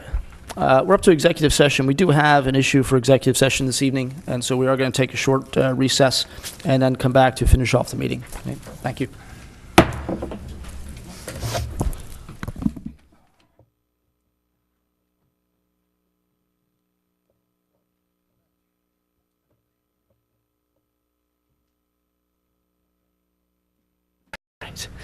Okay, we'll call our meeting back to order at about 9:48 p.m. Coming out of our executive session. Mr. Clark, give us a summary, please. Yes, Mr. Chairman, the board held an executive session to discuss a matter involving contract negotiations. Okay, thank you. Mrs. Kozlowski has left the meeting. She did not feel well. So let's see, we'll move on with manager comments, item 6 on our agenda. Mr. Gray. Yes, thank you, Mr. Chairman. My first item tonight, I received a letter from Kurt Schaefer representing the learning experience. He is requesting a time extension on his application until March 31st, 2010, again for the learning experience. The board is asked to consider this time extension until March 31st. Okay. Don't imagine there's any comments or questions. Is there a motion to grant the extension to New Falls Road LLC to a date certain, March 31st, 2010? So moved. Second. All in favor? Aye. Aye. Opposed? My next item, I received a letter from John Koopman representing the Mill Creek Inn. He is requesting a time extension on that land development project until April 12th, 2010. At this time, the board is asked to consider this extension. Okay. Looking for an extension, Mill Creek Inn, to April 12th, 2010. If there are no comments or questions, I'll accept a motion. So moved. Second. Motion made and seconded. All in favor? Aye. Aye. Opposed? My next item, I received a letter from Burgesh Patel, property owner of 957 Lincoln Highway. He is requesting an indefinite extension of time on his conditional use application. At this time, the board is asked to consider this extension. Okay, question, Mr. Clark. You could probably see this one coming. Is there such a thing as an indefinite extension? Yes, in this instance, there is. We met with Mr. Patel. Mr. Patel needs zoning relief. He was not aware of it when he first originally filed his application. He thought it was just a conditional use application, but he needs zoning relief. He also needs to rework his plans to take there was a planned hotel on the property, which they are now eliminating from the project. So he needs to revise his plans. He needs to go to zoning and get a use variance at zoning, or I believe a special exception in front of the zoning hearing board, and that may take a little time. So instead of going through this every month where he grants us a 30-day or a 60-day extension, we decided it would be best for an indefinite extension. Okay. All right, then. I don't know if there's any more comments or questions. If not, we'll look for a motion to grant an indefinite extension to parcel number 13-028-036. So moved. Second. Motion made and seconded. All in favor? Aye. Aye. Opposed? My next item, I received a letter from Delaware Valley Vietnam veterans. They are requesting a contribution for their event that they're holding this coming spring. I believe these events are usually held in June of each year. Traditionally, the township has given a contribution to this organization. The last few years, it has been $6,000. Again, the board is asked to consider a contribution to Delaware Valley Vietnam veterans for $6,000. Okay, and those residents who go down to the Township Park around Flag Day in June will remember this, and hopefully, if you haven't seen it yet, you will make a point to go see it. It really is very moving display, planting flags. Delaware Valley Vietnam veterans plant 58,000 flags, one for every American who lost their life in Vietnam, as well as a number of other flags for veterans who are missing in action, and even those who have lost their lives in Iraq and Afghanistan. Obviously, all coordinated with Flag Day. It's a very nice affair. It takes place over several days. There's a concert, excuse me, as well as some presentations and ceremonies that are done right around Flag Day. And it's been our pleasure to host this event for the past several years. And they did provide us with a budget of how they spend their money, and you know, a lot of it goes obviously to the flags and to water and food for the people that come out and do all the work over the several days. So looking for, and this is something we budgeted for, and Mr. Gray has said we've made this donation for several years now, looking for $6,000 for Delaware Valley Vietnam veterans for their flag memorial ceremony. Mr. Chairman. Yes. Their budget shows 6375. Okay. I'd make a motion to for $6,500 for the Delaware Valley Vietnam veterans a flag memorial. Okay. I'll second the motion. All right. Motion made and seconded. We're expending money, and so we will do a roll call vote as always. Mrs. Pullen? Mr. Zupka? Yes. Mr. Harvey? Yes. Mr. Dents? Yes. Mr. Snipes? Yes. All right. Thank you. I just have a few announcements from the Park and Rec Department. There is a bus trip to Blue Mountain Ski Resort on Monday, February 15th from 2:30 to 9:30 p.m. The cost for this event is $35 per teen, and the deadline is for registration is Friday, February 5th. There will be a pasta dinner fundraiser event being held at the Falls Township Senior Center on Sunday, February 28th from 3 to 7 p.m. The cost is $8 for adults and $5 for children. Any additional questions or comments should be forwarded to the Park and Rec Department at 215-949-9000, extension 221 or 222. And finally, I'd just like to thank several members of the Public Works Department, John Logue and Scott Gouton, for their hard work painting this meeting room last week. And that's all I have. Yeah, so they did an excellent job. Yeah. A lot of comments tonight on the colors, which I think is very, very nice. Yeah. Okay, we'll move on to board comment. We'll start. We should try and change the order a little bit to let people speak at different times. We'll start with Mr. Dents tonight. The only thing I want to comment on is the Biles Island, that we did vote to approve that tonight. And the main reason that I felt we should move forward is the fact that we can start using it. I mean, it was wonderful when we took a tour of it, as I said several times tonight. But that was my main reason. I mean, it's ready to go. It's a wonderful opportunity down there, and that's all I have tonight. Okay, thank you. Mr. Zupka? Thank you. Earlier in the meeting, we had some Boy Scouts here, Eagle Scouts, And it's while I don't know the scouts that were here personally, but over the years I've seen different family friends go from being Cub Scouts to being Scouts to getting their Eagles. I'm going to say their Eagle certificates, and I just think that's one of the things that it's like a rite of passage, and it's a shame that maybe some of the things have passed a little bit because in today's environment, mom and dad both have to go out and work, and they don't have as much time to spend with the children. But whether it's the Boy Scouts or Girl Scouts, I think it's just something that helps really instill a lot of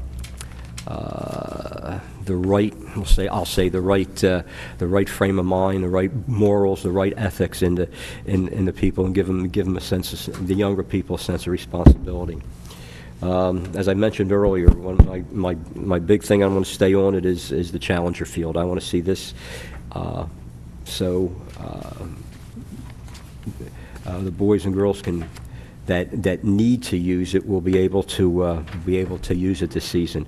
I have a friend down in Florida, in Miami, and actually he started about 15 years ago what's called the Miami Project, and it's happened when this fellow Darrell Gwynn was paralyzed, and he started selling different trinkets, keychains and things, and has grown into where he pretty much donates 10 to 12 wheelchairs a year. Now, he calls them wheelchairs, but if you see these things, they're about $30,000 to $35,000 each.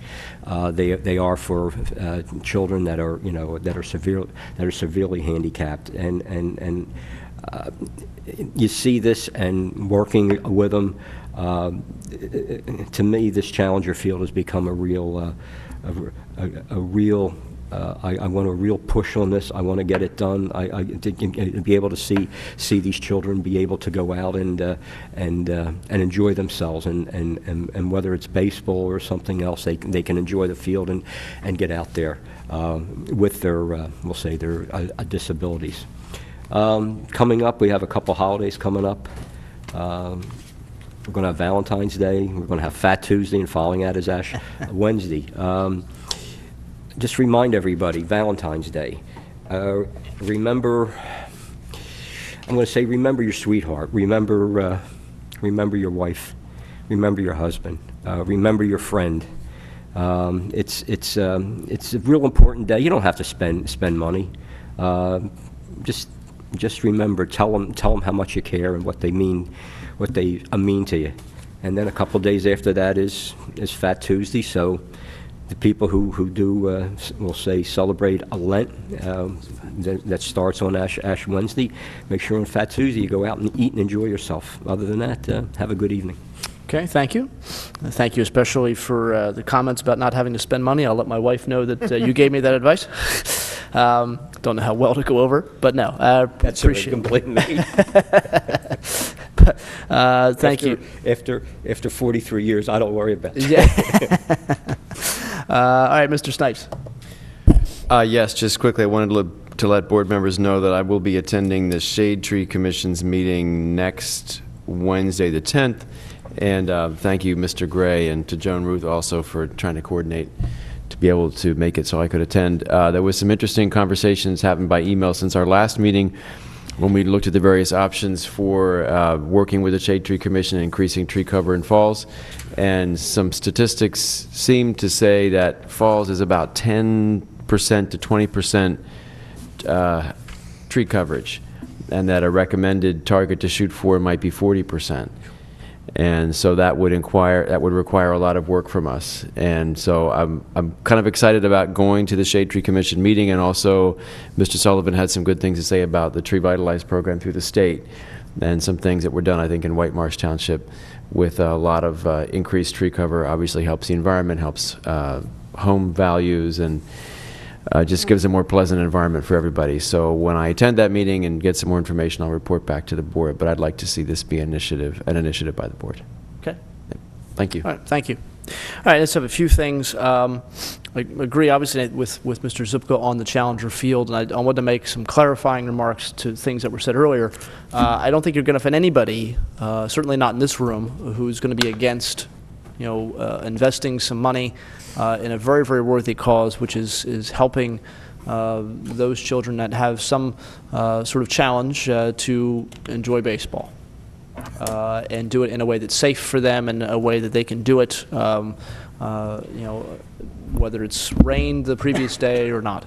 And so I think we're all in agreement on that, certainly. Whenever you have a situation like this, whenever you have some kind of a cause, some kind of very worthy project, it is very common for everyone to want to jump up and take credit. President Kennedy said victory has 1,000 fathers, but defeat is an orphan. Everybody wants to take and have a piece of this project, and so and there have been many people involved in it. At the government level as well as at the private level, and the CMX donating labor. And people at Levittown Continental obviously putting in time and effort and their thoughts. But I want to make clear that not to certainly slight any one individual in terms of the amount of effort they put into this. Mrs. Vislowski earlier gave credit to one individual, and certainly I don't doubt his drive to get the project done, or anybody else for that matter. But certainly the project was first brought to our attention, and this has been pretty clear by the gentleman who came here last meeting, Steve DeSangro. It was his meeting with CMX a few years ago, bringing this project to their attention and my attention, and pushing for some kind of design and plan. And he's been sort of recognized by Levittown Continental as the point person on this project, the person that we've been working with the most. And so I certainly don't want to see him slighted. He's put a lot of effort into this. He came to one meeting really just to sort of make sure that the direction was understood. He's not interested in getting a lot of fanfare. He's not interested in getting anything else. Not to say anyone else is, but certainly I don't want to see him get sort of slighted in any way. And I would ask Mr. Jones, who's here, and Mr. Sullivan's place, to make sure Mr. Sullivan's aware of the fact that, we want to see this moving. I would like to see this thing go out to bid at the next meeting. I would like to see it ready by then to go out, because obviously it has to go through a process that's going to take a while to go through, and the sooner we get it started, the sooner, obviously, we can build this thing.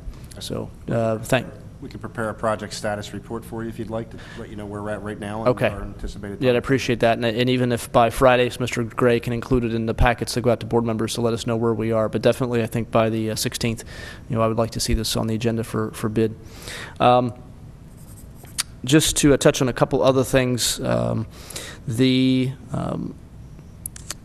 Township does have, and there's, I think, a site or a link to on our website for the Township Memorial Program. Several years ago, we started a program where people in the Township can purchase trees or park benches that can be placed at any of the Township park facilities. Doesn't have to be the community park. It could be any of the parks we have, any of the playgrounds we have.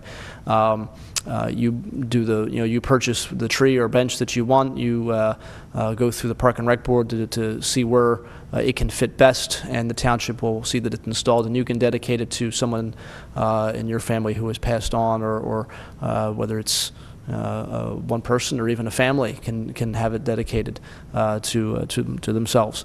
But it's a wonderful way, I think, to accomplish one of the things Mr. Snipes was talking about, putting more trees in the Township and getting people to certainly feel a connection. A lot of residents have been here for a long time. A lot of Falls residents have been here since since certainly Levitt built this, and some even longer than that. And so they have a connection to certain places, and they'd like to maybe memorialize that. But that opportunity is there. I want to remind people of that. Mr. Obert had brought up the issue of school funding a little bit, and one of the things I just want to remind people of is that several of our schools, the PTOs especially, that do a lot of projects and work for our children in the Pennsbury school system, have some of these paper recycling bins that are located at the different buildings, and it's something that anybody can go and anybody can put newspapers or other papers in there, and it's something, it allows the PTO to make money because the more paper that's in there, when those bins are collected, then the money that the recycler gets is then, as part of that, is passed on to the PTO. So it's a good fundraising opportunity. I'm not sure, how many schools have them. I know, for example, mine, New Fallsington, elementary school, which is where the school my children go, where my daughter goes, which is why I know they have it. They have one, and certainly it would help, a way to help out the school system, and obviously help out the environment as well. Thank also and recognize Mr. Donaire, who was the elected official from the city in Turkey, who was here earlier this evening. Again, his daughter lives in Falls Township. He left us with a flag of the city, which is very nice. We'll have to find a place to put that. And he made reference just toward the end. He didn't speak English. He was speaking through his daughter to the idea, the possibility of establishing perhaps a sister city relationship of some kind with his city and Falls Township, which I think would be, very interesting to kind of explore. It's the first I'd heard it this evening, so obviously we have to kind of look into, the details of that, but hopefully be hearing a little bit about that. And it's, again, we know that we're on the map for some reasons, but this, again, is something else, says a lot about our township and the place where we live. I also have gotten several complaints about, switching from good topic to bad here, hopefully some good comes out of this, about the Fuddruckers property, which, as people know, has been deserted, abandoned, and is sort of falling apart at this point. I know last Monday with the windstorm we had, the fire marshal, Mr. DiBolito, was telling me that whole chunks of the side facade of the building flew off into Oxford Valley Road, causing obviously a very, very dangerous situation happened in the middle of the afternoon. But I'm going to ask the solicitor, we need to, I know other concerns, before I say this, other concerns about people who are living in there, homeless people who are using it. Obviously, teenagers are always looking for a place to go where they can get away from prying eyes. So that's, unfortunately, it's becoming a nuisance and a hazard.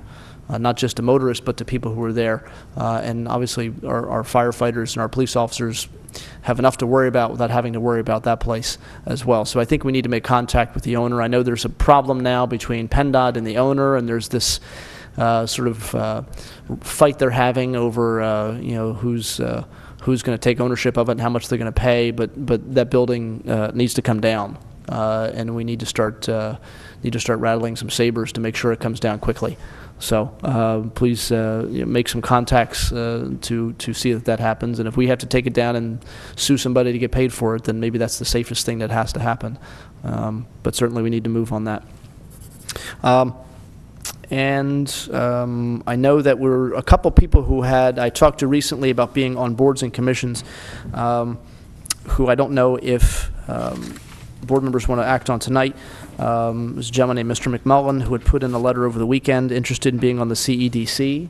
I had a conversation with him last night. Another gentleman named Mr. Constable who sent us an email in early January about being on Park and Rec, but those positions had been filled by the time he sent the email in. I talked to him last night, and he, I think, is going to resubmit for another board or commission. I also know we have an opening on the Planning Commission that I think we've had some discussion with board members about, looking at see if there's any interest in appointing anybody to that. And I'm going to make the motion at this point for the Planning Commission to appoint Mr. Andy Dell, who has done a lot of volunteer work around the township, obviously ran for supervisor last year and ran in 2005 as well. So we do have one opening on there, 4-year term, and I'll make the motion to appoint Andy Dell to that position. I'll second it. Okay, motion made and seconded. All in favor? Aye. Opposed? Okay. All right. And I believe that's all I had. So I thank board members for their time, as well as our professionals here and the lone member of the audience who's still with us. And we'll adjourn our meeting about 10:11. Thank you very much. Or motion to adjourn, please. Sorry. Motion to adjourn. Second. All in favor? Aye. Opposed? Okay. Thank you.